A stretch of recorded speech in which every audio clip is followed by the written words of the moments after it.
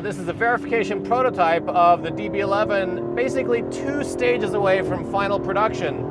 So they tell us this car is about 85% there, with the DSC system about 70% there. Fascinating dichotomy of the Aston Martin character now, because this is the first Aston that is turbocharged. This is essentially the DB9 replacement. Skipped a number because the DB10 is a James Bond car. Good reason, but it's also really like 2 quantum leaps above the DB9. Very lucky to get an early crack at this car because there's a lot of things that still haven't been finalized. But I can tell you first off, turbo is very different from the naturally aspirated experience. You do get a ton of torque down low, which you didn't quite have before. 700 Newton meters at 1500 RPM. So it really pulls from lower RPMs.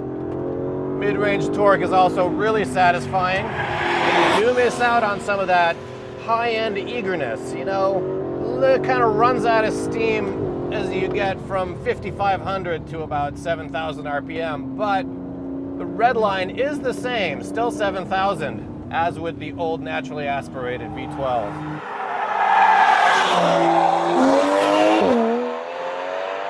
Now, another thing this car really stands out with is the fact that it feels a lot smaller than the DB9 on the track. They've grown leaps and bounds in terms of being able to take a GT car and make it variable enough to be tossable around a racetrack. There's no way you could have done this in a DB9 previously.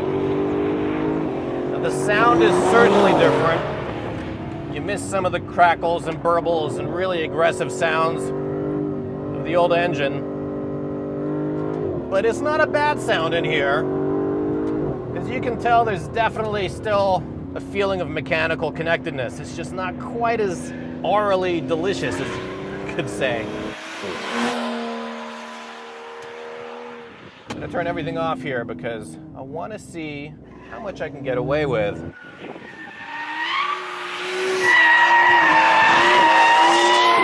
Haha! Nice. But I gotta say that overall the chassis really feels connected in a way that the DB9 never did. The fact that I'm whipping it around at these speeds is pretty phenomenal for a car that's not really supposed to be doing this. Considering this is the car whose traction and stability systems are not nearly done, which shows you that the fundamentals are really there underneath. The chassis really feels connected. You know what it's doing. No surprises. Now there is a bit of understeer, but again, that will probably be solved by the time this car is in final production form. There you have it. First drive of the Aston Martin DB11.